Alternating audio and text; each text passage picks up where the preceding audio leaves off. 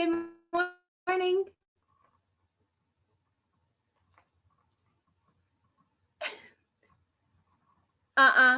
It said your audio didn't connect.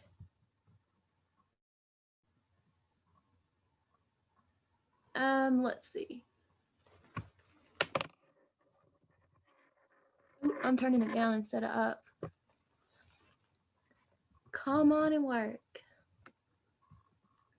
Okay, it's connecting to audio.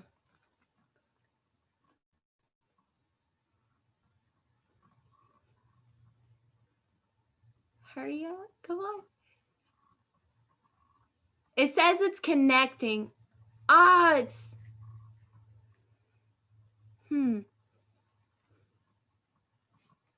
I wonder.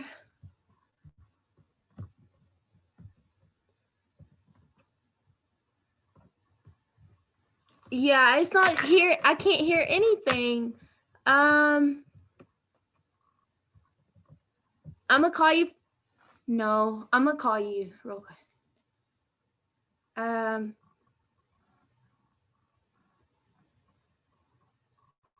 Voice call.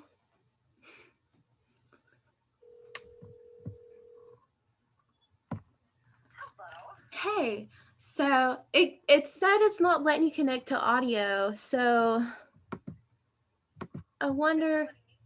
Yeah, it said it showed you were connecting, and then it said that it didn't connect.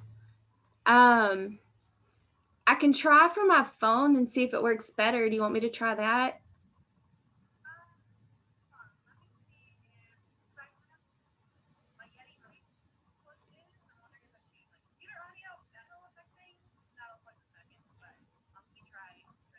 Okay.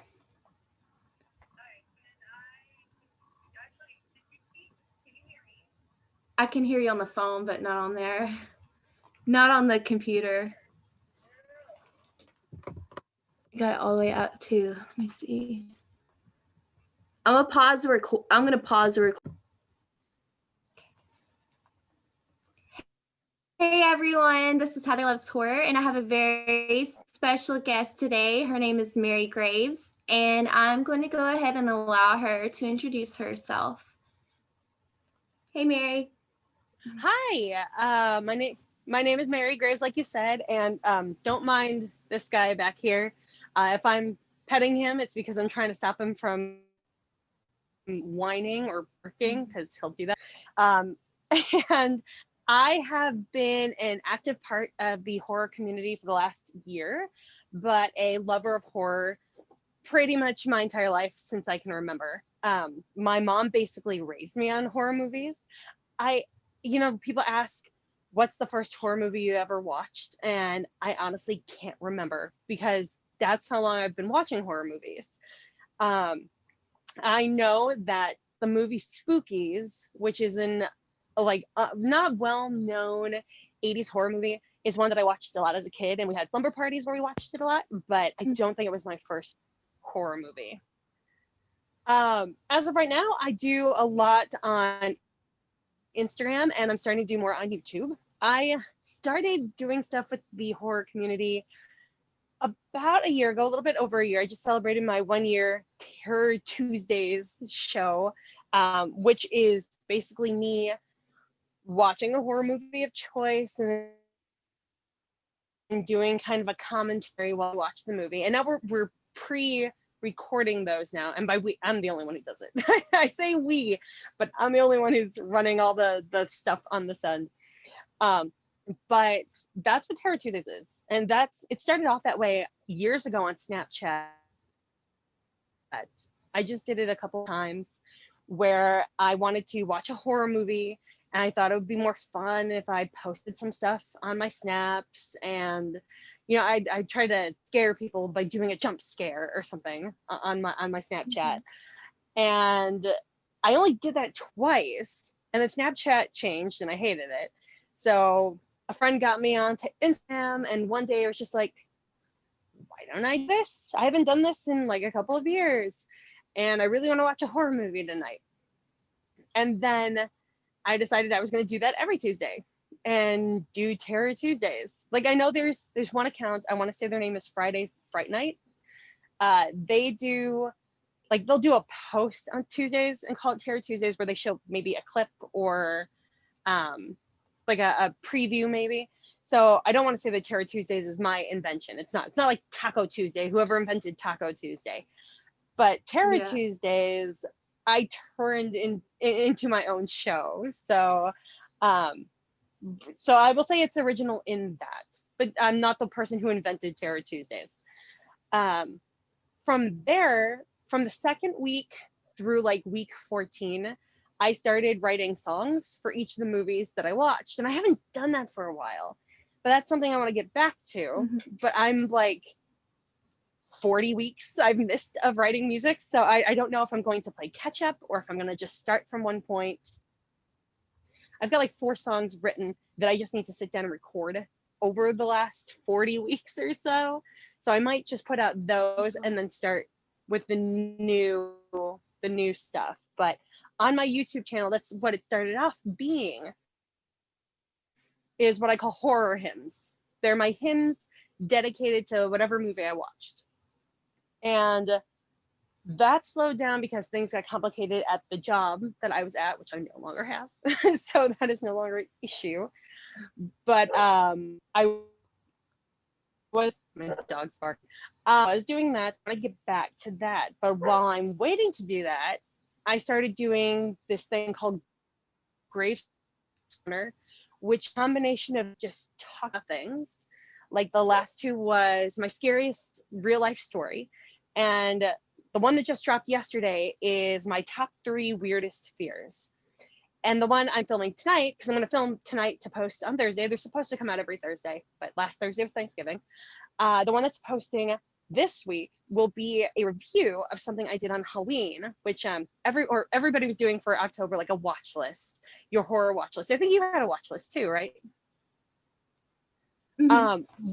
Well, mine was, I called it the Big 3 Halloween, which was, I watched all of the Nightmare on Elm Street movies, and then I watched all of the Friday the 13th movies, and then I watched all the Halloween movies, including the newest Halloween and the Rob Zombie Halloweens. And from there, I did 1 movie a day. And what I want to do for this week's horror Grace Corner, it's going to be a long one, is I want to do a review of my experience of watching all those movies. Talk about which ones are my favorites. Maybe do a brief like review, like a 1 sentence, 2 sentence review of each of the movies, and then talk about which franchise is my favorite and why. I was thinking about writing a blog about this, but I'm so into creating the videos more than I am into the writing that I think it'll make a good video. And I'm gonna put my Frederica Krueger makeup back on, so I'll be Freddy Krueger with the sweater and the hat and everything. And hence why I did the hair, because Frederica Krueger looks better with waves under the hat. I think that's going to it. be great. I look forward At least from where I am at this point. Thank you. I look forward to doing it. You're welcome. And you worked with Lego horror videos as well, right? You did some voice acting for him.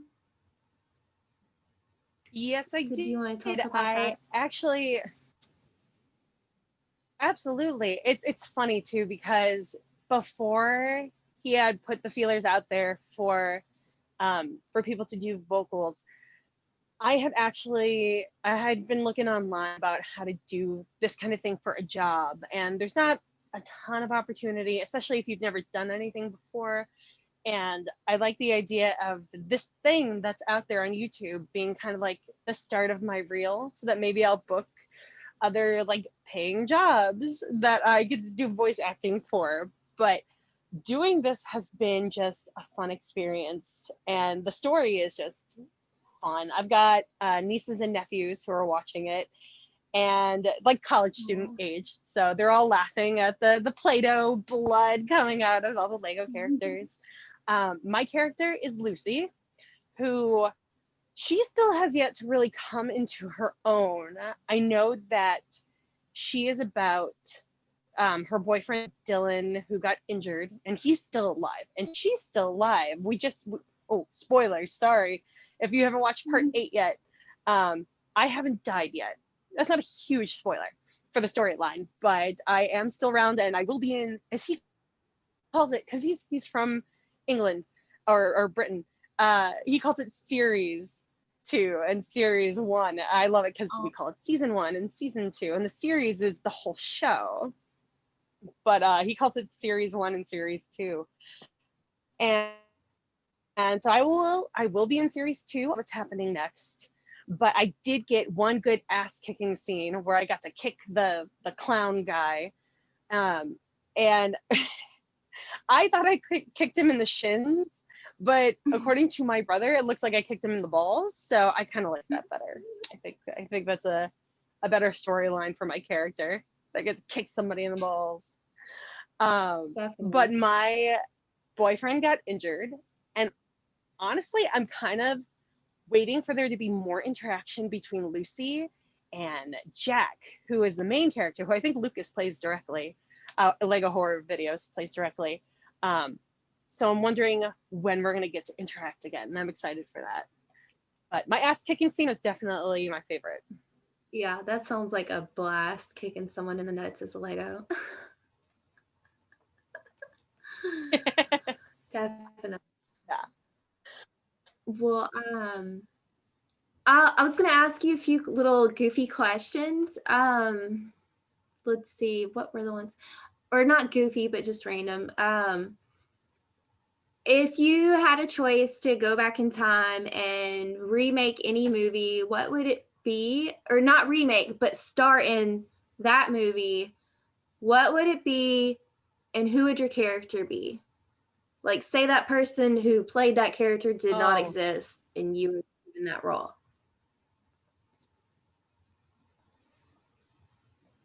Character didn't exist in the movie, or I would fill somebody's already existing role instead of them. Yeah, it was offered to you instead of whoever plays that role. That, like say you wanted to play Heather Langenkamp. Well,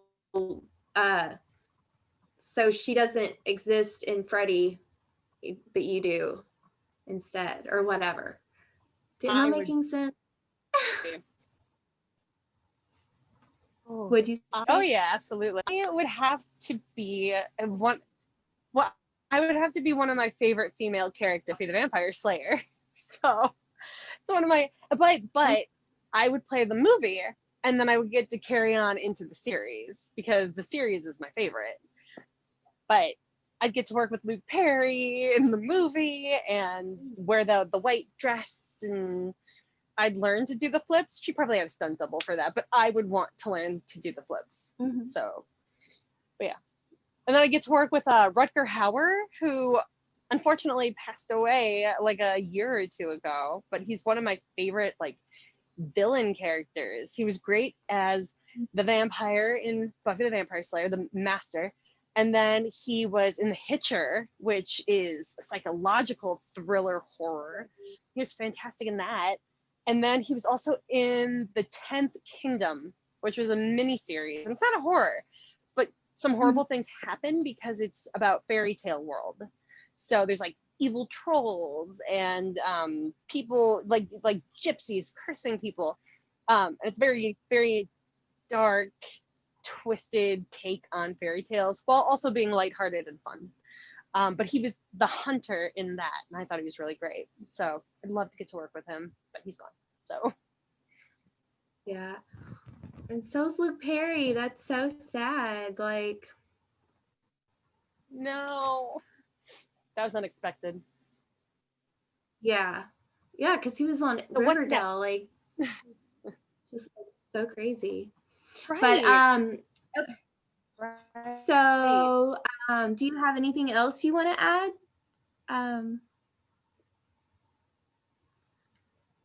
I don't know if there's like that's the first thing that would pop into my mind in terms of like me being in a different movie. I don't know, like I look at, there aren't like a lot of great female roles in movies that aren't horror either. Like you have to be, I think, in a horror genre in order to get a great female role nowadays. But either that or like a Mean Girls type movie, which I would never I don't think I'm funny enough to be in a Mean Girls type movie, so Whatever. horror it is. Sounds perfect. Let's see. What was the other question I was going to ask you? If you could have dinner with 3 people, alive or dead, who would you choose? Okay, now I admit that I've been thinking about this because I listened to Roz's episode with you. So I know some of the questions coming up, and I've been thinking about this because I don't know if I can limit it to just 3. I know that Dave Grohl, no matter what the list is, I think it would be 4. There'd be 4 definite ones. And Dave Grohl is on the top of that list because Foo Fighters is my favorite band. And being that I've been into music and singing my entire life since I could talk, the dream is to write a song with Dave or with the entire Foo Fighters. So I would definitely want him to come to dinner, and then we can plan all that out. The one of the other people would be raising George Romero from the dead, just because I think he would be a great person to be around. Maybe it's 5 guys actually, but George Romero would be at the table, because I know he did a lot of his films locally, like he filmed in Philadelphia, and I think it's Philadelphia, and he, like Greg Nicotero, got his start because he was a local guy, and he just happened to know somebody who knew George, and he got to be on Day of the Dead and work on the makeup effects with Tom Savini, which I second Roz's pick for Tom Savini. I would want Tom Savini at my dinner too, but that's 1 because I like his makeup effects, and 2 because I think he's really hot. Even if he turned like 70 or something, I still think he's ridiculously good looking. So I'd want him there. Oh, I agree. And then, right, he's just a beautiful man. I have a friend who actually got to meet him, and I'm super jealous about it. But she actually is like a makeup artist. She's an esthetician professional. Oh, wow. But she knows a lot about makeup artistry. And I don't know if she was at a convention in New York. I know she was working at Cooperstown, working with some of the like baseball people for like a summer or a couple summers. But she got to meet Tom when she was out there, and she met him a couple of times too. I'm so jealous of that. So he's definitely on my list. Let's see. Dave, George, Tom. Oh, Kurt Russell. Kurt Russell, same reason as Tom Savini. He's so hot, even as an older guy, that I just want to meet him. I think he's just he's a great actor. From when he was like I don't know if my dad or one of my brothers would talk about when he used to be in the Mickey Mouse Club when he was a teenager. Oh, wow. And then I've seen all these movies growing up, like Big Trouble in Little China, and of course the John Carpenter's The Thing, because it's not the original, but I love that's like a tie for my favorite movie with the original Dawn of the Dead, which is another reason why I'd want to meet George Romero, because I love that movie so much. But with Kurt Russell, it's mostly just, he's so beautiful. Why wouldn't I want to meet him? He even has the walrus mustache thing going on. I don't even care. I love it. And then he does. Have you seen Bone Tomahawk? Which is like the Western horror with Kurt Russell in it. I've seen the horror I've seen the poster for it with the, like you said, the mustache, but I have not watched it. Yeah. I know I missed out. I need to. I watched it earlier this year. It was either earlier this year or late last year. And I made my dad watch it because he's not a huge fan of horror movies, but he loves Westerns. And I thought, oh my God, this is common ground. And it could also be really funny for Terror Tuesdays to force him to watch this. And it is kind of, because you hear him in the background every time somebody gets a really brutal death. And there are some really brutal deaths in this movie. but it's also a great love story about a husband trying to get his wife back, and the hell he goes through to try to do this. But Kurt Russell's in that. He's the sheriff, and he just plays such a great Kurt Russell-y role. It's just, he's timeless. Oh, and he's the cutest Santa. He's such a cute Santa. Oh, he Have you really seen is. The Christmas Chronicles? I haven't seen it. Only time I've ever But cared about Santa. Yeah. I need to see that and Bone Tomahawk still, so I need to add those to my list. Definitely. I'm gonna grab this water real Definitely, fast. especially with Christmas coming around the corner. Oh wait, actually, I'm going to turn my heater off. It's about to. Okay.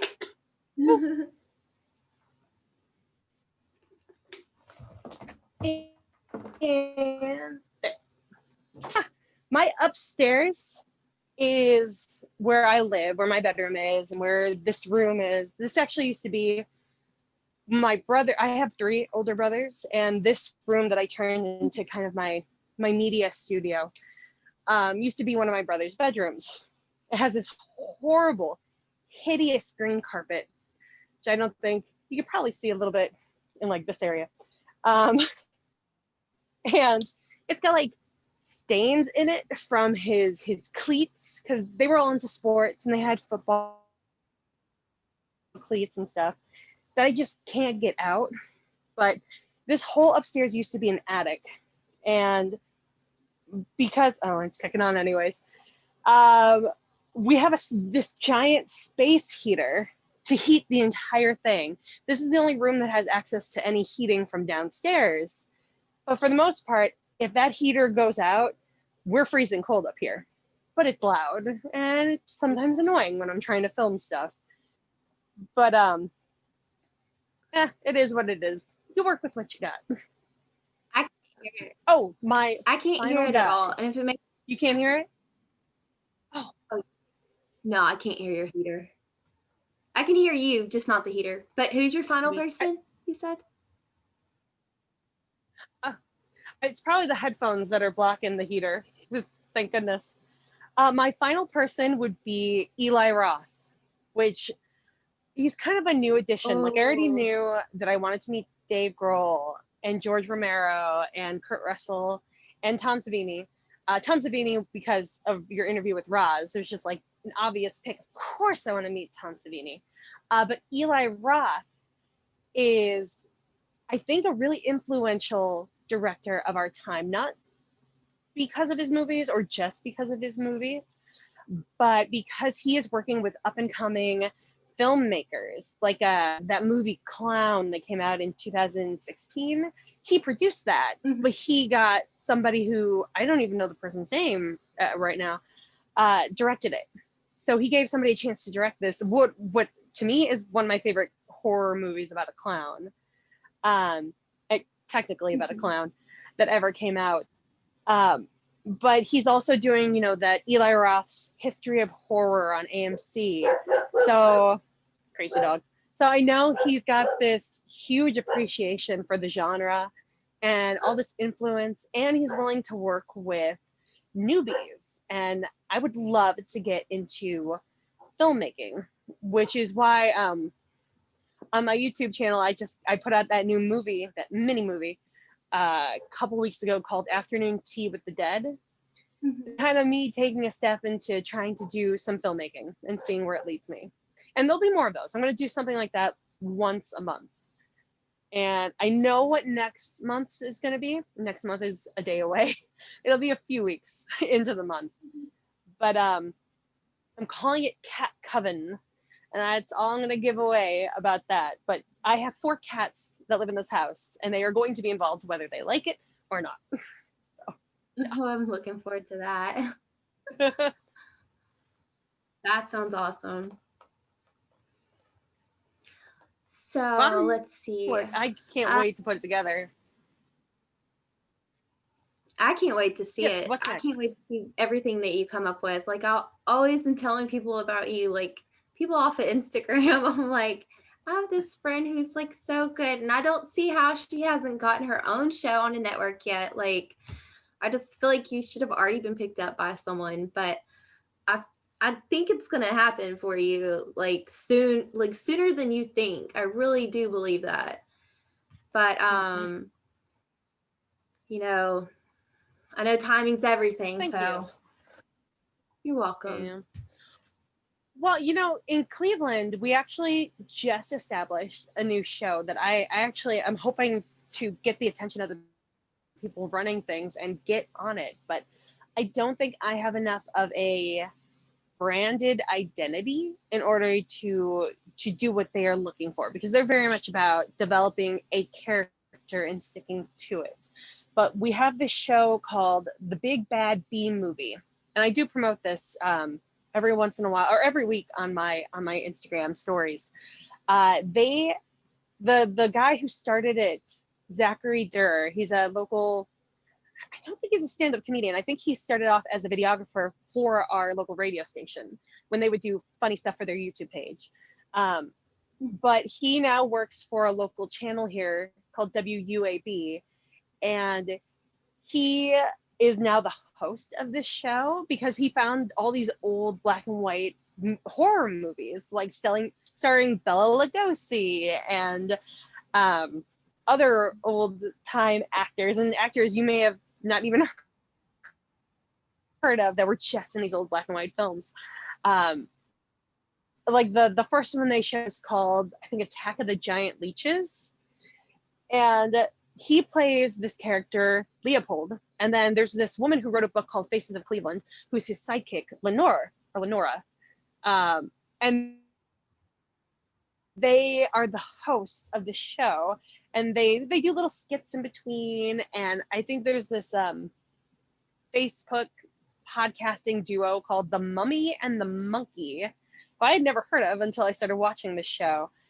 And they also they do skits for every episode. And so they air the movie, and in between, during commercials, they will do a skit or talk about the movie and give information on it. But they just started doing this in October, like a couple weeks before Halloween, and they air like every Saturday. And we have a Cleveland 19 news app or Roku channel. So if anybody's interested in these old timey movies and these type of skits and horror hosts, because we don't really have these things regularly anymore, this is a great show to latch onto, because it reminds me of other horror hosts I used to watch when I was a kid. Yeah. That I would love to get on. So if you're listening, get me on the show. Yes, please put her on. Hopefully that'll work. And I'm gonna ask one more question, or I guess it's like a 2-for-1.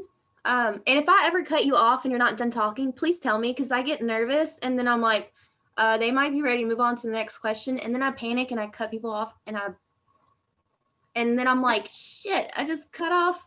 Yeah. But anyway. But so what are your turn-offs or turn-ons? It doesn't have to be for a relationship. It doesn't have to be like, I mean, it can be friendship. It can be for like anything at all. Like, Okay, well, turn-offs is so much easier to explain. Manipulation and control, like red flags, like the whole gaslighting thing. Oh boy, I've had at least 2 friends that I can think of in my life. One when I was younger, and one as an adult. It's so much fun when you have adult people come into your life who are so, how do I put it? They hate their own life so much that they feel the need to meddle in other people's lives and cause trauma. Basically, that's this kind of person. But it's like you catch them in the littlest lie, and they keep having little lies that you catch them in, but it's like you can't prove it except for the things they told you. And then it builds to like bigger things, like this person didn't want me interacting with this person that they are trying to control, so they tell me this lie, or they uninvite me to things. It's ridiculous. That's just in friendship, but it's happened and it's annoying, and I cut those people out as soon as possible. And if there are other people that are also under this person's spell, I'm like, done. You know, I can try to help you, but you gotta want my help, and I'm not gonna force it. So with guys, it's a little more, I don't want to say fun, but maybe obvious, I think, when it happens.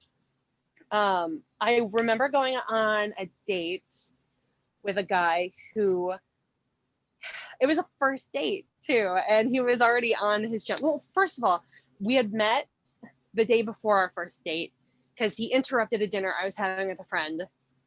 And the funny thing is, neither one of us knew which one of us he was actually hitting on. I think he was really trying to go for whoever was most willing. I guess that was me that night. But she was in from out of town and I was local. So of course. And he's a good looking dude. But I remember giving him my number. We set up a date for like the next day, a lunch date. And he texted me that night saying that if I'm going to be going out with him, that I can't be seeing anybody else. And I thought, I'm not seeing anybody else right now, so that's not going to be an issue. It didn't dawn on me that this is a red flag right away, but it did feel weird. And I said, you know, as long as you're not either, because I want to make sure, you know, not the NXIVM situation where the guy's trying to get a harem of women. Like, I don't have time for that anyway. Well, then we have the date. And we go to the restaurant, and he wants to eat outdoors, which is fine. It was summer, and he's like, "Go pick a table." And I pick a table, and he immediately changes it. Like, okay. And then there's nobody else on the patio with us, but we're talking, and he tells me to shh. He shushes me. He tries to quiet me down because I'm talking too loud. A way to control a person. And then he'd wear his sunglasses. We were under an awning. We were in the shade. There wasn't sun beating down on us.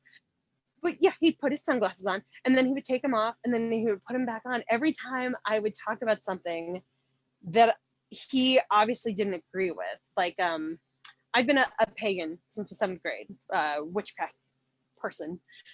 And I brought it up because I was worried. I think he brought up church or something. And I'm like, just, I don't like wasting my time. I immediately go to, even if we're just having fun now, I want to know that if we want to get serious, if I'm wasting my time with you or not, right away. I'm like, I'm never going to go to church with you. And I brought up the fact, why? I'm like, you could go all you want. I'm not going to stop you, but I'm not going to go with you unless it's like a funeral or a wedding. And he put on his sunglasses and he said, "Oh, you're a devil worshiper." I know. And I'm like, that's a common misconception, but if you jump straight to that, there's no changing somebody's mind like that.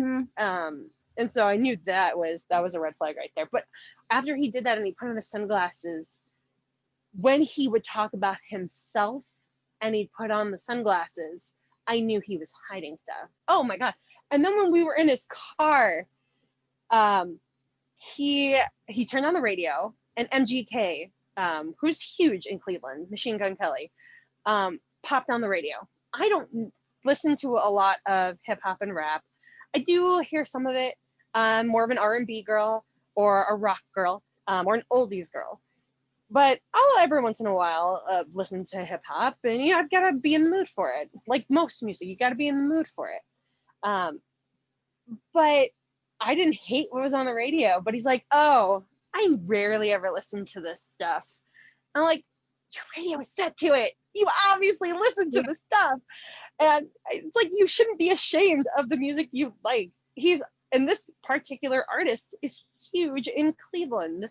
So why would you make a little lie like that? Why are you, like, it's not impressive at all. Be who you are. But right. He also tried to set up a second date. And he said that he was going to be out of town for a week. Who knows if that's true?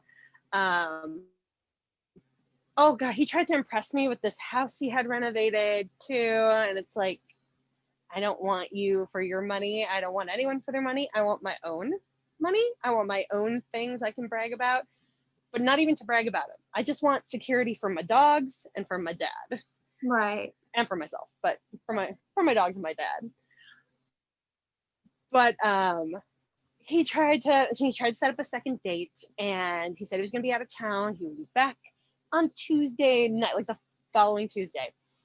And I said I can't, because I knew there was an Indians game. Indians is our local baseball team, and my dad and I were really into having bonfires in our backyard that season because we were doing really, really well. I think that might have been the year we went to the World Series, and last time we went to the World Series. And I knew we were going to have a bonfire, and or if there was bad weather, we were going to listen to it on the radio. It was definitely prime father-daughter bonding, and I don't break those things, especially ever since my mom passed away. Whenever I can make a bonding moment between him and me, I go for it, because I'm trying to make him enjoy life.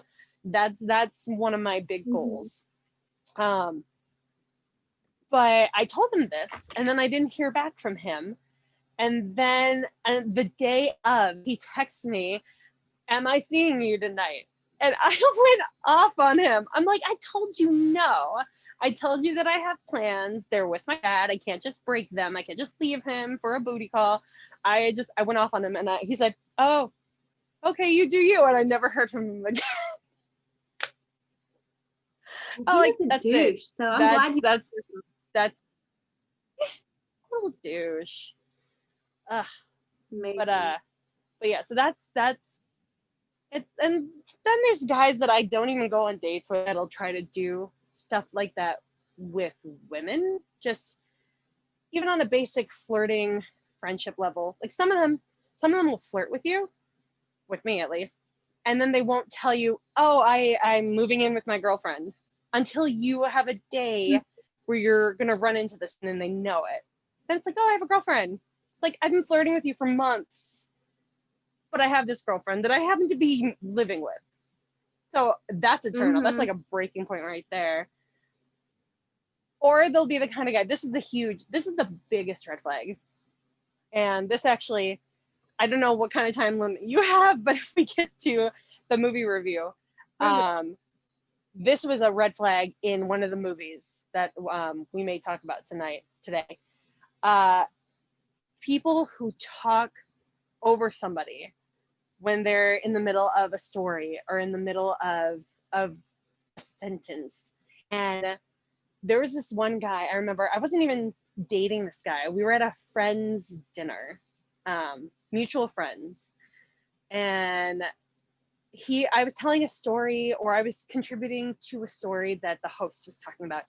And this guy interrupted me to tell his own story. So it's not like I could contribute to the conversation. He wasn't contributing to my conversation. He completely interrupted me to a new conversation where he was in charge of the story. I knew that was a red flag. This guy has control issues with women, specifically women, because he would treat men with more respect than that. So that's a huge turn off.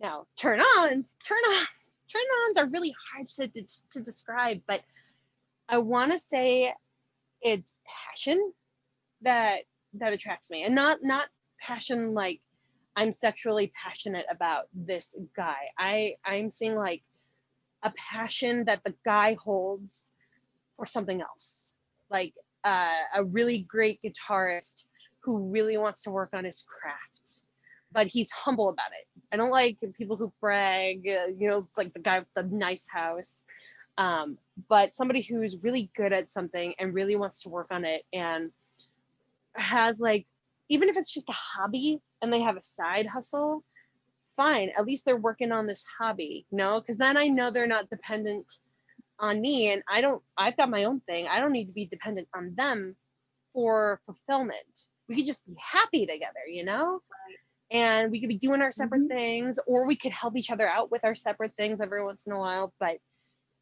separate but together. I want to be my own identity, and they can be their own identity. but it meshes together. That's what I fall for, is the people who are really passionate about the things they do. I know I there like was that. one more question that is in your the swear word one, right? Yes. What is your favorite swear word or words? It can be more than one. Because that one I was thinking about a lot when I was listening to Roz's podcast. Because my mind immediately jumped to fuck as well, but it's not. It's actually cunt. Mhm. Cunt is my favorite word, Ah, and I think it. Thank you. you're welcome. I think part of it is that, you know, it's the female empowerment of it. You're taking back the word from other people who would be using it. In like British slang, it's very common to use. We have bitch in our dialect, but Mm, cunt isn't. And it's such a harder sounding word, the k, compared to bitch, which ends in kind of a weak ch sound. And also, I don't yeah. know, ever since I started grinding my teeth years ago, I find ch and j sounds to feel really weird on my tongue. So if I really want to toss an insult, cunt is the one Mhm. I like. It rolls off the tongue so much easier. I have to agree with that. That is one of my favorite words as well, for the reasons you listed. Like when I play video games, I'm like, you fucking cunt. Like, and just like, oh, that is like my favorite word. And one of them, I, alternate. But like, I've never heard anyone else say that. So like, I like that that's your favorite. So Yay! that's badass. Well, um, do you want to go on and move on to the movie reviews? Yes. What kind of time limit do you have? Do you have a time limit? Like you probably have to pick up your kids Um, at some point. uh, Probably an hour, hour and a half Oh, perfect, left. perfect. Yeah, You should be good. And I'm I gonna have. let you Oh, go okay. ahead. I'm sorry. Because I have a couple of thoughts about the movies that I wanted to talk about today were The Craft and The Craft Legacy that came out earlier this year, like a couple days before Halloween, I think. And man, well, first let's talk about The Craft. It's a classic. Okay. I know you're like, it's not a secret if anyone's seen your Instagram page. They know that you're on the witchy side too. So, what are your thoughts about The Craft, the original Craft? The OG. Okay. I love it. I really, I mean, I like it because um you've got a different, like everyone in the group is just so much different from one another, but they all practice the same thing. And so they all have different strengths and weaknesses that I think are really great. And the thing is, with each of them, they're all strong, independent women, like not, I don't feel like any one of them is more stronger of a character or a role than the next. I think they all portray their roles so perfectly. Like, um, even what's his name, Chris Hooker, played by Skeet. Like even Right. him, like he nailed it. Like um, You kind of I have think a it was good done pretty damn idea. well. I can't. You have a great idea about them, each of the girls that form their own coven. You have an idea of what their background is. Like with Nancy, you know that she's living in a trailer and she's got an issue with a possibly grabby stepdad who's definitely beating her mom. So then you have an understanding of her relationship with her mom because of that abuse travels down. With Bonnie, Yeah. you've got the scars, and you know she's got a great relationship with her mom because her mom is taking her to the hospital. You know nothing about her dad, but you know that she has at least that one parent, and that she has an ultimate goodness in her, but she's affected by her scars and the vainness that especially women have to go through. And then with Rochelle, you've got the deep racism that she experiences in her life and how it affects the thing she's passionate about, which is her diving. And then on top of that, you got Sarah. And Sarah, of course, she's the main person. You get the most background on her, where she didn't know her mom because her mom died when she was coming out of her. And she's got a pretty decent relationship with her dad, although it's a little marred by the fact that he is with another woman now, that she's got a stepmom. They made them move to a new location. But you also know that she tried to commit suicide. So they touch on abuse. They touch on sexual abuse with, Sarah almost getting raped. They touch on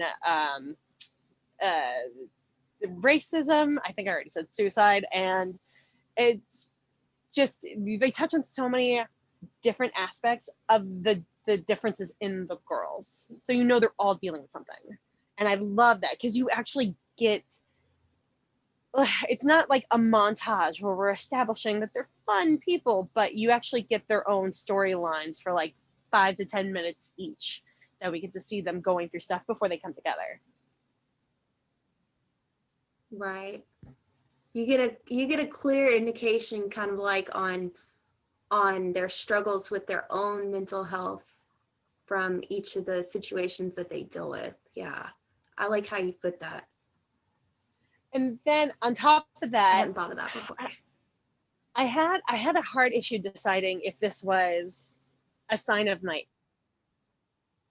age or a sign of the goodness of the movie, because the soundtrack, I mean, one, you've got the soundtrack without the bands that participated, which has a very like India Hindu feel to the sound, that I think pulls together, like they walk into the witch shop and you get to see like a lot of the ritual too that they do in this movie, and you actually see them reading the books and learning about the things, like invoking the spirits. They break that down a little bit, and it feels like a consistent ritual with what actually happens in traditional witchcraft. But the soundtrack, it has that aura to it that goes with what's going on. And then on top of that, you've got 90s bands like Our Lady Peace and Letters to Cleo, participating in actual songs that get featured. And the drops are perfect. The way they initiate a song and bring it in and then phase it out. But I don't know if I feel that way because I love the post-grunge era.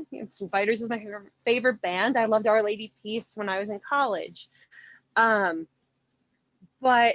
because maybe the tone of the music is very of its time.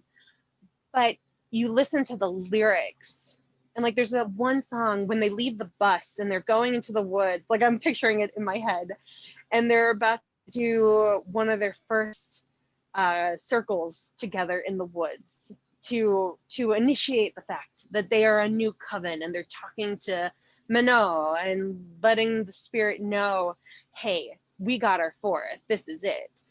I can't remember what the song is called or who the band is that does it, but they're talking about in the song casting the circle and using the bell and lighting the candle. Those are the actual lyrics in the song. And I think it just adds to that witchy tone. And so I think, I could say that it's a 90s movie and that the songs are very 90s, but I also think they're incredibly appropriate to the story being told.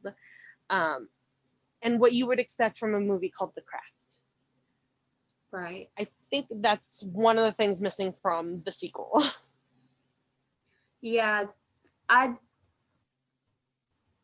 don't really feel like I had a connection with any of the music I can't think of anything right now from the legacy on any songs really feeling like they, and I could just not be remembering properly, but feeling like they really lined up with it or feeling even connected to that song. So I agree with that. And I feel the same way too. It's like, is it because I'm older and I was raised on this movie first? Like, you know, you just, I don't know, but still, you know, you got that love and you just you can't deny the love for the original. It's those are some big shoes to fill.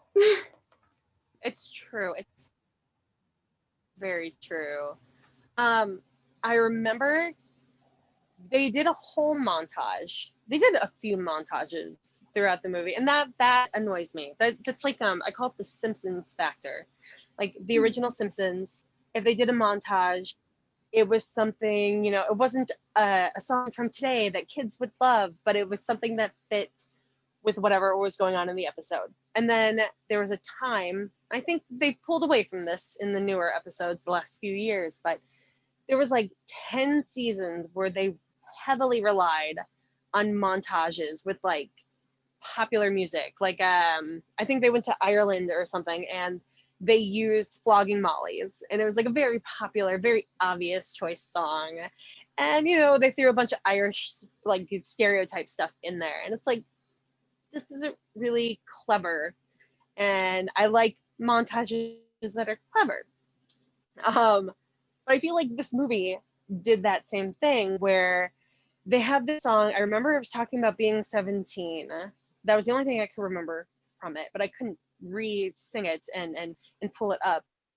I could probably spot what do you call it, Shazam it, and then figure it out, or look it up on IMDb.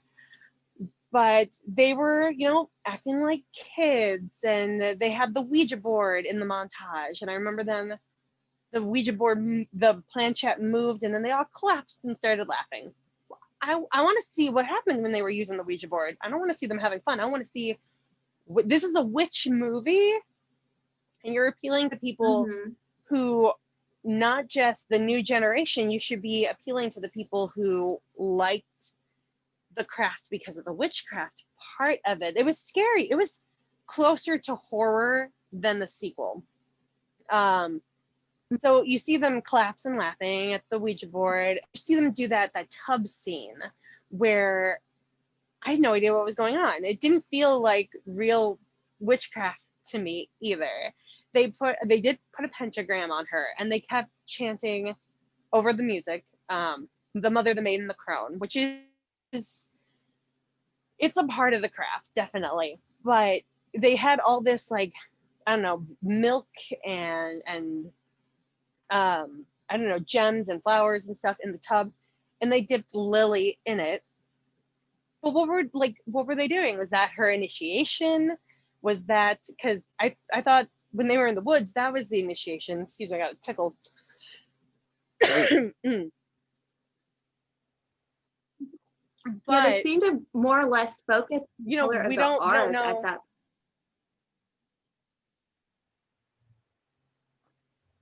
Sorry. Right. No, sorry, it's so dry in this house that I get tickles every once in a while. But we don't know anything about like what that ritual was about. They do this whole thing in the same montage about, they learned how to read auras, and they each had a different color aura, which, yeah, that's cool. But like, I want to see the scene where they're learning about the auras. Who taught it for them? Did they have a Serena? Was it Serena? I think it was Serena in the original craft, was the owner of the witch shop. And she was teaching Sarah about invoking the spirit. You know, you have to give yourself up to the spirit. And she taught her about, you know, candle magic. She gave her the book on candle magic. I want those little scenes where they're actually learning to be witches. And the fire out of the fingers, like, how? Like, who taught you that you could do that? Like, it felt a lot like an episode of Charmed, more than it did a craft movie. And that's fine. I liked the original Charmed. I only watched one episode of the new Charmed series, and it failed. You know, I still want to go back and watch this new Charmed, so I'm not going to say that it's awful because I don't know. But in the first episode, it felt the same as this movie, where they focused more on the toxic masculinity and femininity, overcoming that, or empowerment. It's not even just femininity, because you've got the guy who comes out as bi, Timmy, and that's great. I love that they had that in there, and I love that one of the characters in the Coven is actually a trans woman, which I didn't know that the first time I watched it. I picked that up the second time I watched it, because she looks like a woman, so you'd never pick up on it. Right. I actually before I rewatched the movie, I looked up the actresses that played them because I wanted to see if I knew any of them from anything, and only Lily I know from Bad Times at the El Royale, which is a great movie. If you've never seen it, definitely watch that. But I was looking up because I just had a feeling. I totally missed a couple of lines because they mentioned that she's trans. They talk about how she can't hold a baby in her stomach or her womb. And they actually say that she's trans at one point, but I totally missed that because the movie didn't suck me in like the original Craft did.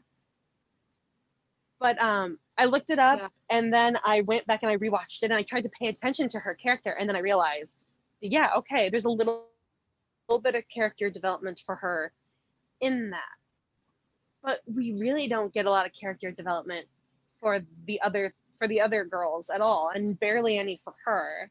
It is really just about Lily, which is fine because Lily's interesting, but I feel like the rest of them would be interesting too, and I want to see more about them and how they came to the craft.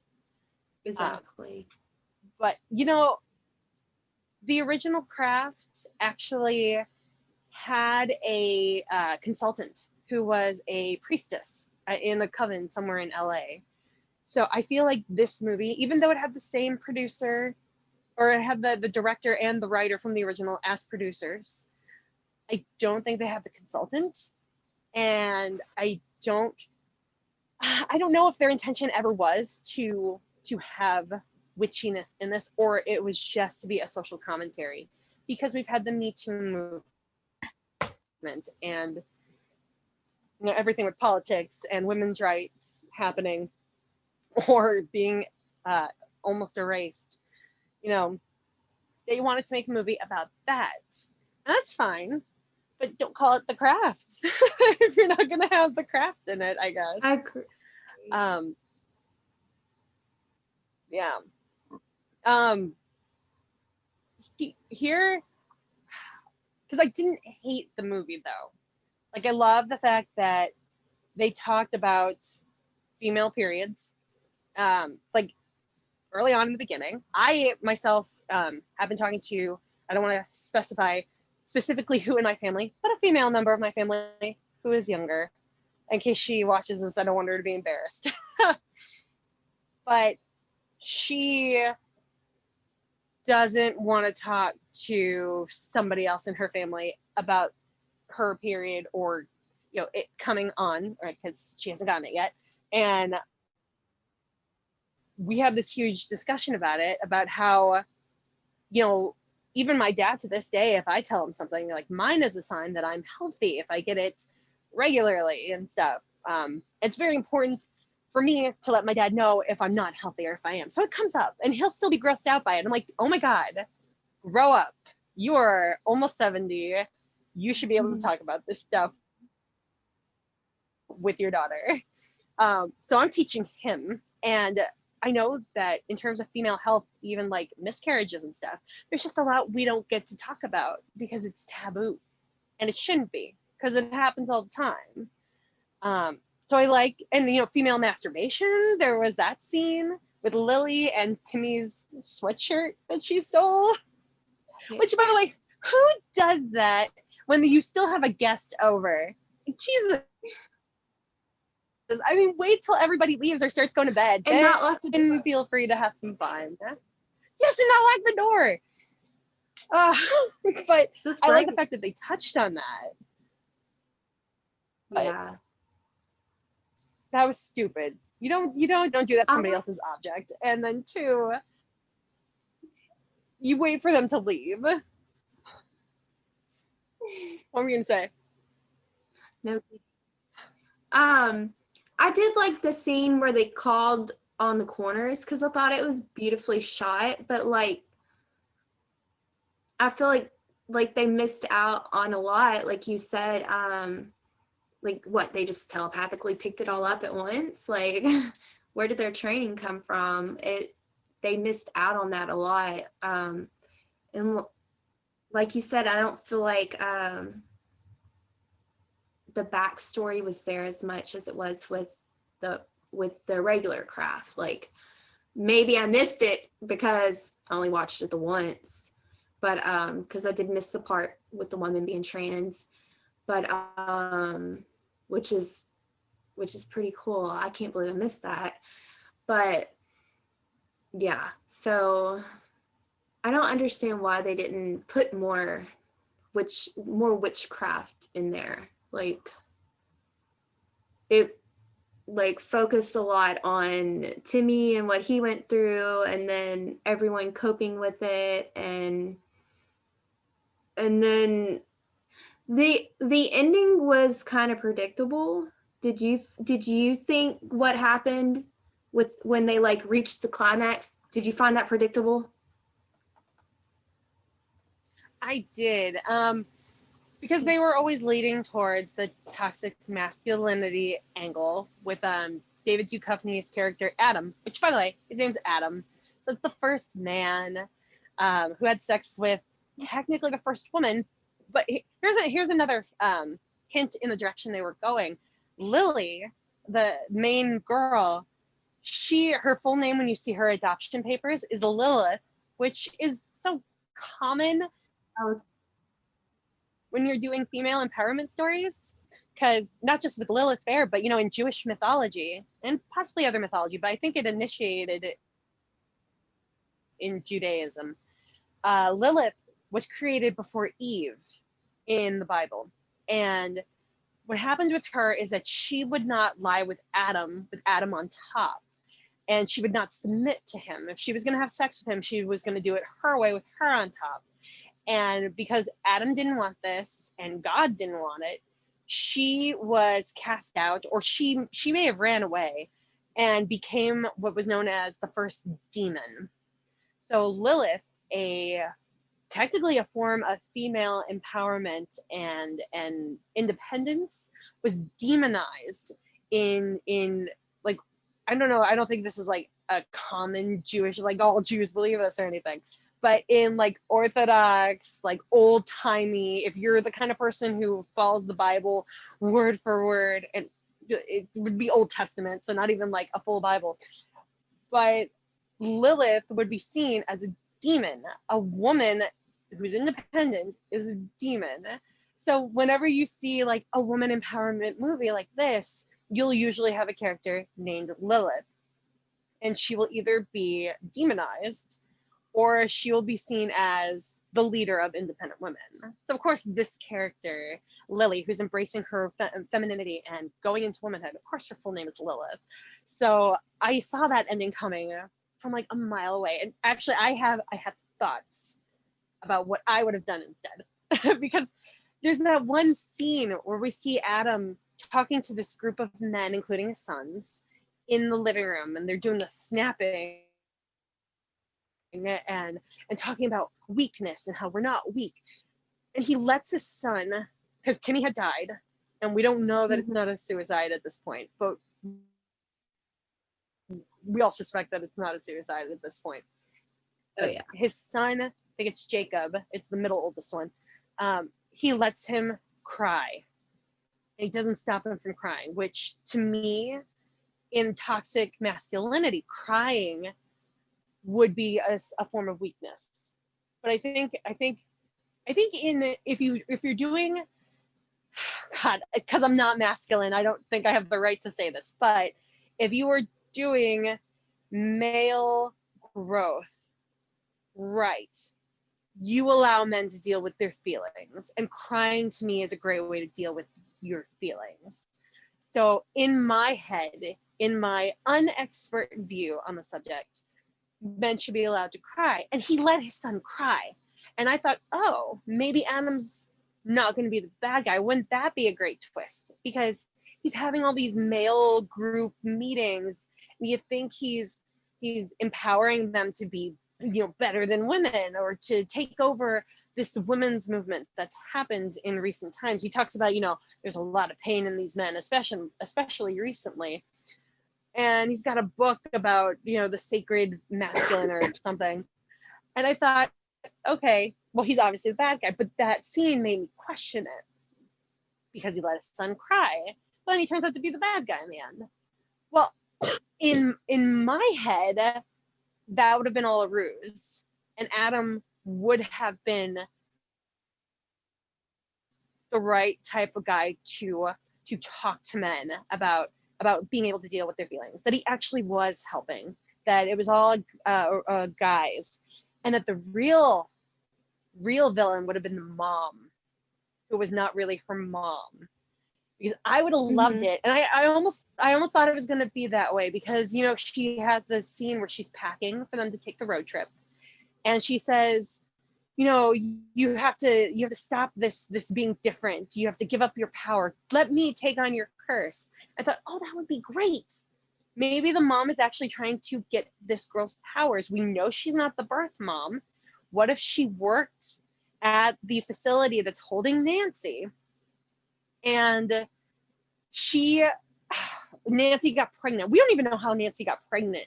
We just know she had a baby, but she's been in this facility the entire time. Who is Lily's dad? We don't even know that right now at all. But what if she found out that she got pregnant, the adopted mom found out that Nancy got pregnant because she got taken advantage of or something by somebody working at the facility. And she believed that Nancy had those powers, even though she was bound. But she believed that she actually had the powers and that her baby would be incredibly magical. She stole Nancy's baby when it was born, and then left the facility and has been in hiding this entire time raising Lily. And that she had been waiting for the moment for Lily to come into her powers. She could steal the magic from her. Like an ordinary person, not somebody influenced by magic and power, except for the insanity of wanting power. Like Nancy herself had that insanity that came with wanting power. This was just like that on a whole different twisted level.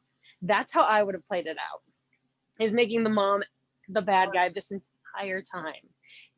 Either that, or I would have made Nancy deceased, and Timmy would have been talking to Nancy through the Ouija board, and Nancy would have been influencing everything somehow through being Timmy's dead mom. But that would be really, really cool. Right? Yeah, I want to write movies. This is what I want to do. But yeah. But I think we're left with a lot of unanswered questions by the end of this sequel, and I am interested in where it could go, even if this movie itself was not completely fulfilling. And part of me, I just Googled the shit out of this movie, and I read some huge reviews from like Rolling Stone and RogerEbert.com, and I posted a tweet kind of hinting towards this myself. I'm wondering if Blumhouse wants to turn this into a series, not a series of movies. Because that ending, that giant ending where the girls come together and they defeat the evil bad guy, they could turn that into a CW show. That would be awesome. Like The Secret Circle or another Charmed or something. They have like, okay, so I wrote down all questions that I still have by the end of this. Let's see. how did Adam and Nancy meet? Because Adam, when they have that big giant scene at the end, Adam says to Lily, a witch cannot give up her powers unless she voluntarily does it. And your mom is just like you. So Nancy at some point came back into her powers. So we don't even know that because she was bound by Sarah at the end of the craft. And Right. she's been in that facility, as far as we know, this entire time. But at some point, Adam met Nancy and took her powers away. So how did that all happen? They hint towards that, but we don't have a movie about that. They can put that into an episode. Okay, they say that they hint that Adam was a warlock. Because I remember when they meet Lily's mom when she's driving by at the end of the movie, they say, how's it going in the warlock dating pool? So if was Adam a warlock? How long has he been alive? Was he a warlock, or did they just throw that out? Was he really a demon with the black eyes and everything? And are all warlocks bad, or are warlocks the male version of witches? Like, we don't have any rules for what a warlock is in this world yet. And that sounds very charmed to me too. That's why I think this could be a whole series. What is Nancy's history in the ward? I kind of already hinted at that. I didn't know what her history was in the ward. Okay. Where are Sarah, Rochelle, and Bonnie now? Because we know where Nancy is now. We know she's still in the facility. What happened to Sarah when she came to her power? Rochelle and Bonnie were left without powers, but I'm assuming they're still going to want to practice the craft. Like, what happened to them since now? They could explore that in the series. Right. Okay, they made a comment when they were introducing Lily into the craft, the other three girls, that the magic is supposed to come from somewhere. And Lily had never done anything magical. That's the other thing that's different between Lily and Sarah as lead characters, because Sarah always had like magical accidents happen to her. Like, she talked about thinking about how she wished it would rain and a pipe busted in her room and it got flooded. But nothing like that had ever happened to Lily. She never had anything magical happen. But they talk about the magic has to come from somewhere. We know Lily would have gotten it being Nancy's daughter. We don't know where Nancy got it because her mom was trailer trash, basically, and her stepdad was her stepdad. We don't know about Nancy's dad. She could have gotten it from that line of her family. We don't know where Rochelle got it because we don't know anything about Rochelle's parents. We don't know about Bonnie's mom, if she would have studied, or Bonnie's dad. And with Sarah, we know Sarah's mom had it, her birth mom who died before she even met her. So I guess with Sarah, we kind of have a better idea. We don't know where Sarah's mom got it, but technically we don't need a huge history lesson there, but we could explore that in a TV series. And then we don't know anything about the families of the other three girls introduced to us in this craft. So we don't know, like, if the magic is supposed to come from somewhere. Okay, well, where did you three get it from then? Like, let's explore that. Mhm. Let's explore the lineage of witchcraft and where it comes from in your world. I feel like they introduced this whole new rule that they just didn't explore enough. And if they wanted to turn this into a series, that's a good place to go. Oh, okay. Adam's dead now. So what happened now? Adam died. What his sons? Are his sons also evil warlocks? Or are they just normal humans who are being influenced by a bad guy? Are they, like, what are they going to do without their dad? They're minors. So what's going to happen? Like, I don't think Lily's mom and Adam were married. I think they were just living together. So is she going to be their guardian? Is there a grandfather that could the mix and stir up trouble? Are they really kids? Like, if Adam has been around for ages, picking up witches' powers, how long have they actually been around? And then Adam has been supposedly doing conferences across the world, talking to all these men. is he just talking to them, or is he turning them into what he is, a warlock demon thing? So like there's all these bad guys that can come out of the woodwork and be the villains, and or be potential allies that you wouldn't see coming. And I feel like Blumhouse left it open for this purpose. Nobody's saying that they are. I might be the only one who thinks this, but I could totally see it going in this direction. Either that or a series of movies, but I feel like a television show, they do television too. So I feel like they could easily do that. Yeah, that's all I got.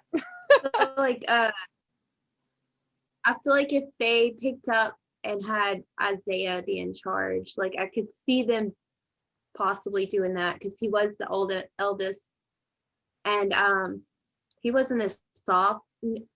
He was, the other two seemed to have a little more of a softness to them than he did, but he was also living with a secret, of his sexuality.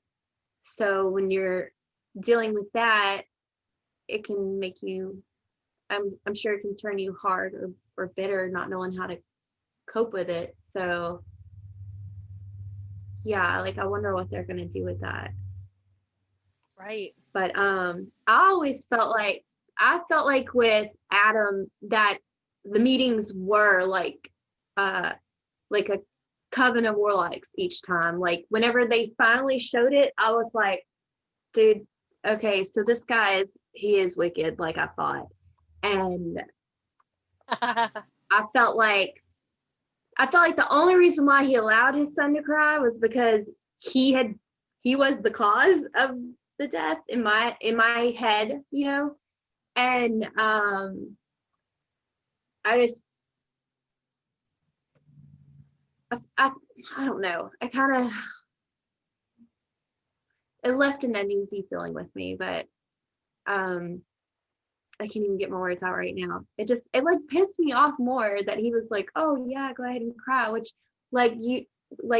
you do want to see them cry, but it didn't feel genuine to me coming from him. So I think that's what bothered me. Like I didn't feel like, I felt like he was putting that on as a show to the other members. But, like you said, we don't really know if they're all warlocks or if they're just thinking, oh, this is a great man and he's trying to teach us and lead us. So yeah, that could have been explained a little bit more, but right. And that disingenuousness, you picked up on that disingenuousness, because that's actually the direction that they went with the movie, was that he was being disingenuous. He is the one who killed Timmy, and he's trying to console his son, but he's not really. He's just trying to hide everything that he's been doing and manipulating the situation. So the reason why you feel that way is because that's exactly what they were going for in the movie too. But I wish there was a twist there. It's like, oh, you don't want to believe that he's genuine at all because he's totally the asshole of the movie, and then pull the rug out from under you. Here's actually the bad guy. And I like movies with a little bit of a twist. And you probably might not be as angry if there was a better, I don't know, not necessarily a better explanation, but a more fun explanation. Yeah, definitely. So, well, what else do you have? That's all the notes I've got. That's basically it for me. I really wish like we could have had a little bit more with the Nancy. That was like quite the cliffhanger,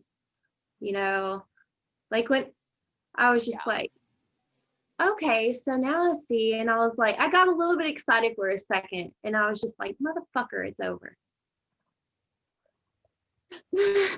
Sorry. See, that's why I think that there's going to be more, whether it's going to be in the form of a TV series or in the form of more movies, because they did leave it with that cliffhanger. We didn't get the Fairuza bulk that I think we were promised when we heard she was going to be in the movie. So I think there's more around the corner, and that would be great for Fairuza because she is just an amazing actress to begin with, and underutilized. And she actually, as far as I know, she still is a practicing pagan, a witch, because she was one of the only people on set who fully was committed in the first craft. So I think that having her as an influence in anything future where she has a bigger role, that's going to help a lot with what was missing from this movie, with the ritual and the not just spectacular magic, but the actual witchcraft part of the craft. Here's hoping. Right. Not just to make it look pretty. Like, I feel like they just kind of glamorized the magic in this movie more than like really developed it more or showed it developing more. Right. Yeah. Well, do you have any closing thoughts on that? My little black kitty joins me for the end. A boy or a girl? Shadow. It's a him. It's a boy. He's so Hi, baby. so Oh, he knows it.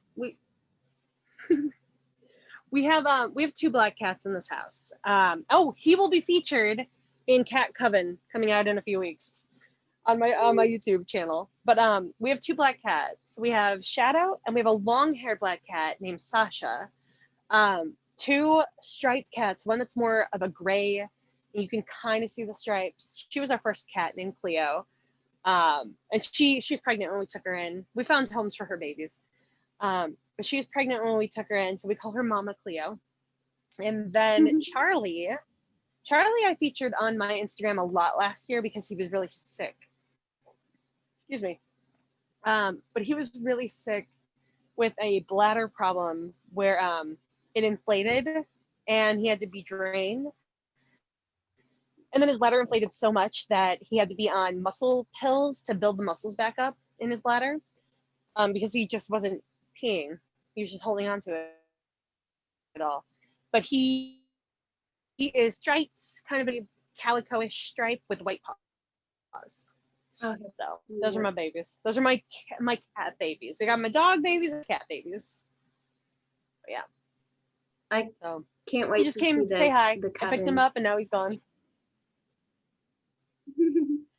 So what I do is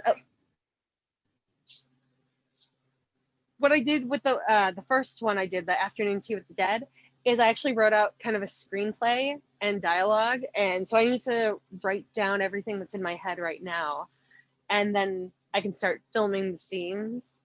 I figured that's how they do it with real movies, so I figured that's what I would do with this, and I think it comes out more personal looking that way too. But the way it's in my head, it's gonna be more of a comedy horror than just a horror, so that should be fun. I can't wait to see it. It's gonna be great. I think everything you do is great though, so I don't think you'll be able to disappoint me. Well, so what are your future plans? Do you have anything new coming up or anything like that? Well, just so you're talking about it, why don't we talk about everything that we're going to be doing, which I'm so excited about. I haven't done this for a while. I haven't done this for a while, but I'm going to take a bubble bath and I'm going to watch what I think will be at least one of our first movies that we're going to discuss on our new podcast, May Queens, a horror podcast. Which the title for we had a vote, as you know, on Instagram, and that's the one that won. And it was in the running to begin with because one, Midsommar was a fantastic movie, and I'm surprised it wasn't a name already taken. And two, one of my first meeting you or seeing your page was you doing the filth, the villain I'd like to fuck, with the Guts guys, wearing your Midsommar crown and talking about what's his name, Pele? I don't remember if it's Pele. I can't ever remember. But yes. Well, I'll be rewatching the movie soon, so we'll know by the time we get to talk about it. But yeah, so that's what popped in my head, because I also did a Terror Tuesdays episode for Midsummer, and that's a movie I could watch like 1,000 times. It's so dark, and I shouldn't be able to watch something like that 1,000 times, but that's another weird, like, the guy is obviously manipulating her into the situation she gets herself into, but she's also being manipulated by her boyfriend, who's a tool. I don't think he deserves the fate he has at the end. But it's a nice little extreme. Like, boyfriends, be good to your girlfriends, or we're gonna fucking you in a bear. So Yeah. fun fairy tale horror. But that's where the title comes from. And we're just gonna talk about horror stuff, horror movies and everything. So I'm excited. I'm very much excited. I'm very, very excited. I can't wait.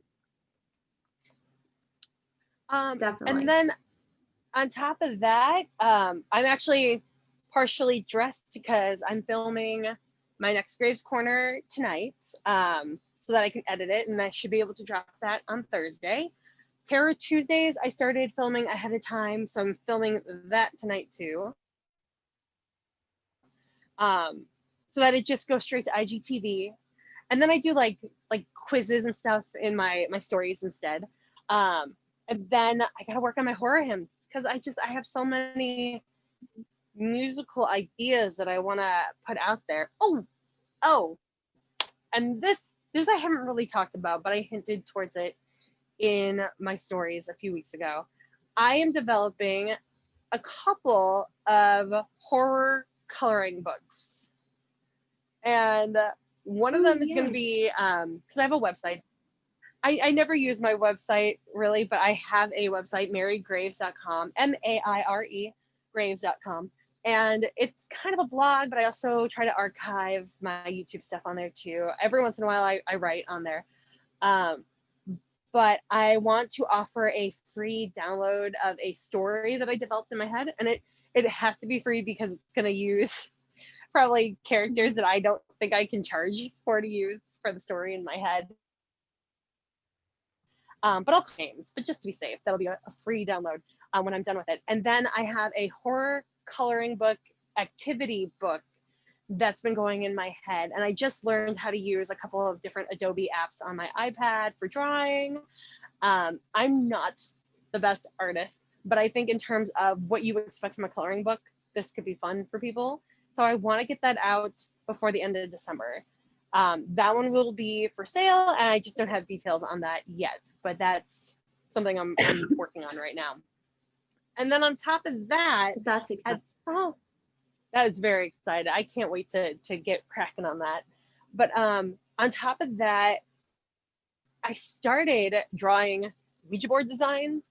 I posted a couple on my Instagram, but at some point I would like to figure out how I can actually make these Ouija boards and sell them, or have them sold in stores, because we have a bunch of witch shops here in Cleveland, and I know they're connected to other witch stores in other states, and I just would love to have my designs out there. I used to draw them for fun in the 8th grade to piss off one of my Catholic school teachers. And if I could actually make my designs, or make new designs and turn them into a thing you can actually use, I think that could be a lot of fun. So all the things in the works. And you could always do tarot too, a tarot deck. Like, I could see you doing both Right. the Ouija boards, like eventually, like I think you're perfect for that. I've got my tarot decks not too far from me. I think I got my main one is in my bedroom. This one I like to use for spell stuff. I don't know if I can focus that. Oh, whew, there we go. No, there, no, there. I'm not used to using Zoom on the phone. I just switch between all the photos being of me, and then it's just, I don't need to look at myself right now. But I got this one used from a like pagan swap meet type thing that we have in Cleveland. And I use it for like spell work. Like if I want to focus on a certain energy, it's good to have a tarot card out.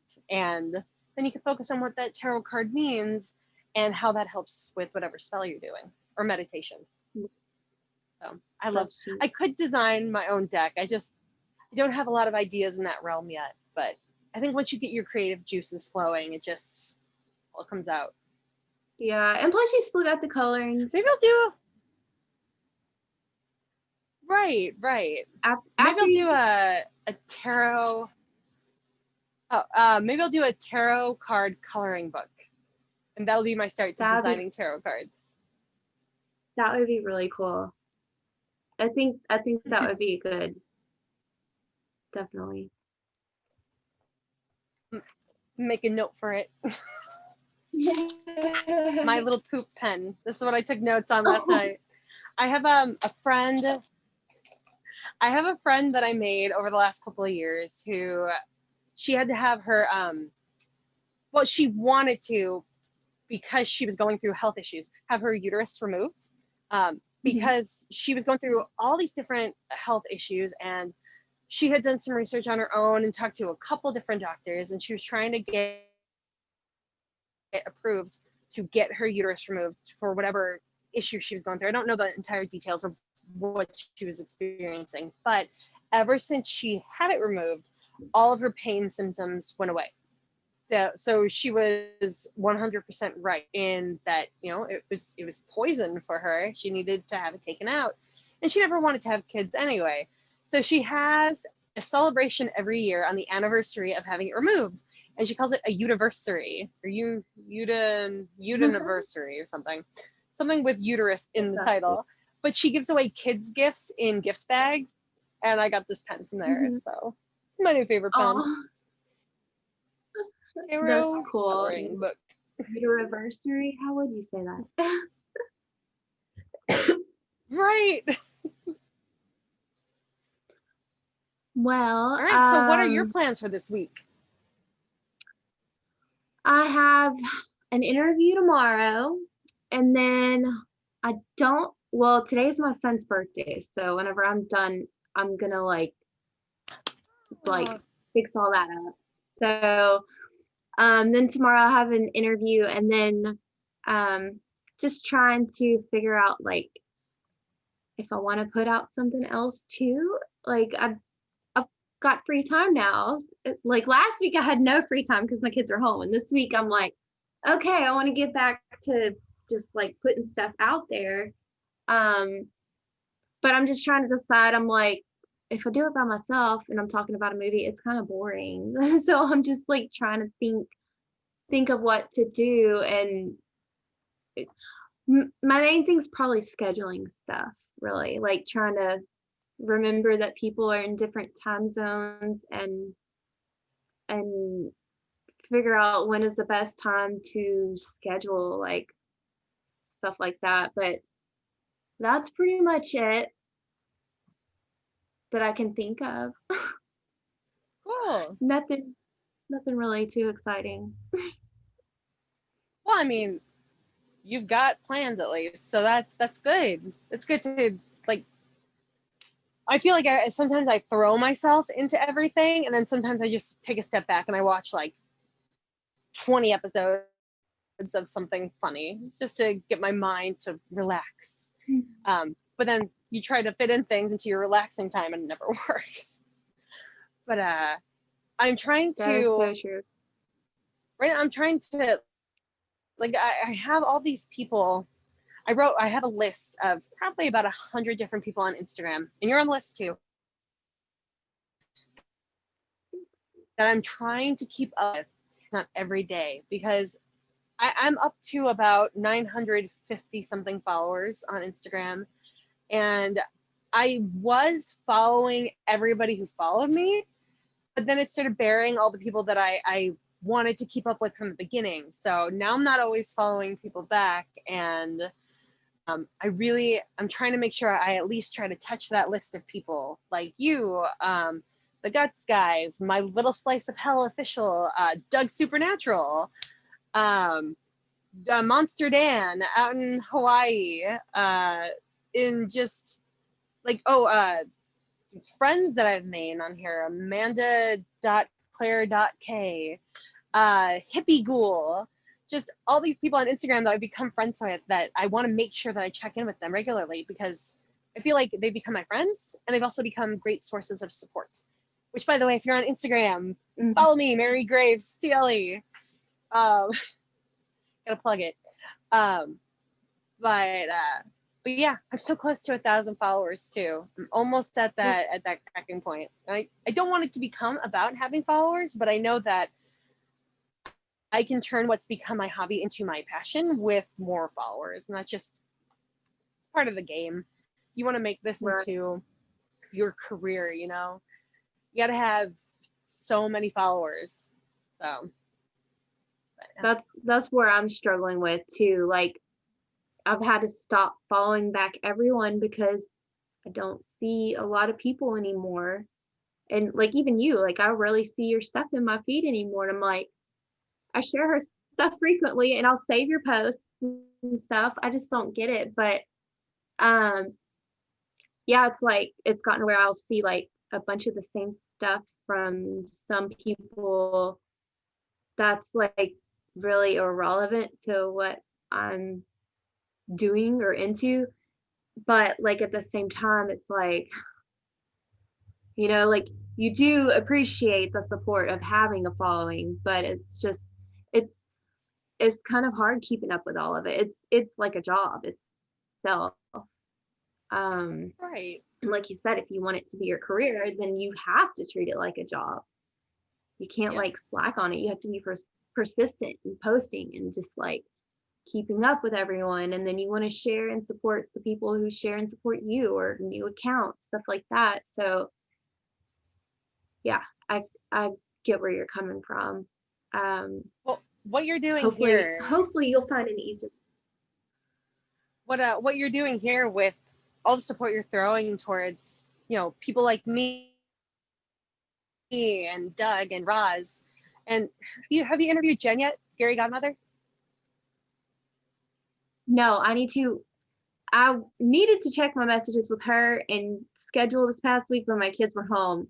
So I'm like, either I probably won't get to today, but probably tomorrow. I want to see about scheduling her because she's one that's like next. I just didn't have the brain power with 3 kids home. Oh, totally But understand. yeah. But what you're doing with having all of us on, and we wouldn't have this opportunity, you know, without you. So I'm very grateful. This is my first podcast, so I'm super nervous to be here. But you know, once you get me talking, it's like it's hard to get me to stop. So, but and I'm so excited for us to do our podcast. So I'll have more opportunities to do stuff like this. So that'll be fun. I'm excited, and I'm glad that you are I feel like you're a strong, independent woman, but you are not afraid to speak up and use your voice. I'm a little more timid at times, and I get kind of like, I like someone else taking the lead. That's my point. So I'm like so glad that you know your stuff, and I don't feel as pressured like going into a new podcast. You know, like I'm really, really excited about it. So I'm grateful for you. Thank you. I think we'll play off well on each other. I think this was a lot of fun. Oh, I'm so excited to do like the creative things behind our podcast, like the logo that I still have to edit a little bit, but developing the logo was fun. That was so much easier than I thought it was going to be.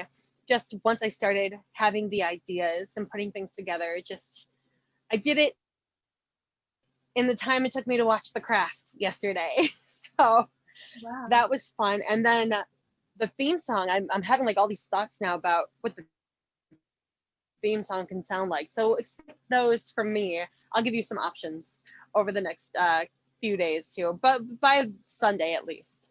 So I'm excited. Your logo turned out, your logos, oops, I just got stuff.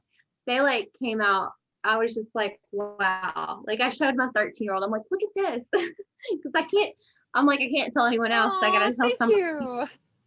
You're welcome. But he was like, oh yeah, that was Well, it's really out cool. now. Yeah. Oh, I definitely will now. Yay. I feel bad keeping it, Great. but like you have to, you know. But is there any um any other plugs you want to throw in there on how people can get you, like maybe your YouTube account or something like that? Well, you have to have so many people subscribe, like I think it's like 1,000 subscribers before you get your own personalized URL on YouTube. You need like 1,000, and I have about 43.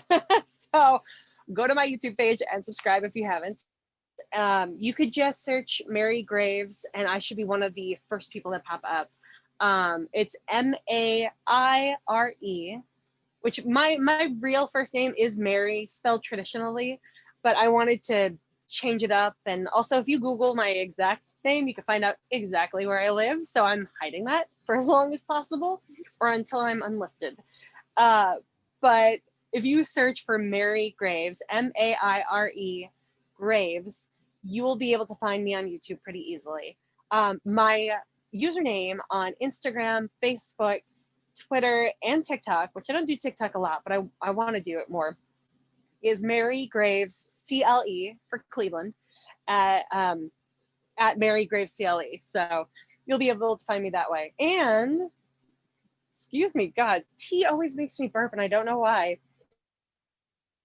Probably all the typing and the oxygen coming into me right now. If you want to get a hold of me, Twitter and Instagram are going to be the easiest ways to get a hold of me.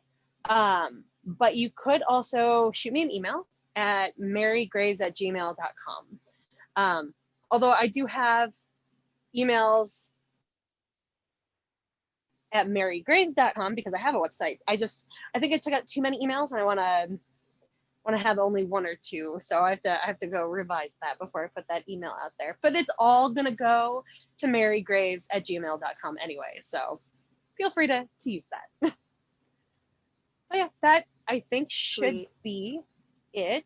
Oh, look at Lego horror videos on YouTube for Killer Clown. Season 1 is officially all out there. That's crazy. It's already over. I can't wait for I the next know. season or series. Can't wait Yeah, to see what happens. I have no idea. I don't know how long it's going to take before he's ready to start recording anything for it yet. But I know he started writing some of it.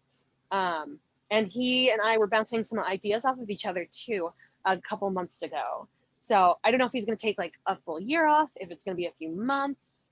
I suspect it's going to be at least a couple of months because you need a breather in between all of that. So, but as soon as I know, I will definitely be telling everybody. Yay. Well, is there anything else you want to say in closing? I think we covered everything. I hate closing. I like when it's time to like close this stuff, I'm always like, oh, I feel like I'm gonna mess it up. Well, it's always hard to say goodbye. I think Boyz II Men had a song about it or something. But I think closing, I would say stay safe, be kind to each other. And if you are struggling at this time,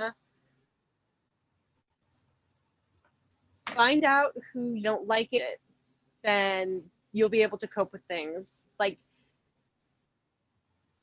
I had some great earlier this year when quarantine started happening that I didn't even see coming because I liked staying at home and doing things, but not knowing what the future was going to bring, and not being able to go out and change what the future could be for me personally.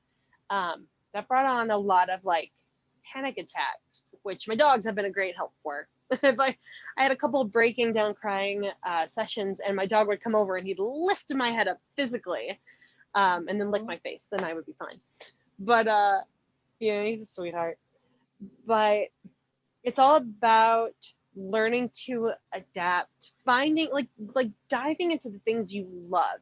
If you are able to afford a subscription to like Hulu, with or without ads, whatever, and you have one show on there that you know you can watch 1,000 times and it always brings you joy, watch that show. Don't be afraid to sit down and watch that show while you are waiting for this crap to pass. There is no shame in that. It is better than giving in to the sadness and the grief. So, Totally. you know, have your crying. It's okay to cry, but find that thing that makes you happy and embrace it while you can. Especially if you're on your own, find something you can do on your own to be happy. So that's what I would say. And of course, good luck to everybody. I like that. Well, thank you so much for being on here, and I'll look forward to our first episode together with the May Queen. It's May Queens, the horror podcast. I said that right, correct? Yep. Oh. So I'm looking forward to that. I can't wait to see your music themes and stuff like that. I'm very excited. I guess maybe we should post on should we post on Instagram about it today, or do we want to let this come out first? Let's let this come out first and then do a post, because then I'll have the logo fully edited then, and we can use that as part of the post. Okay. Sounds perfect. Sounds perfect. So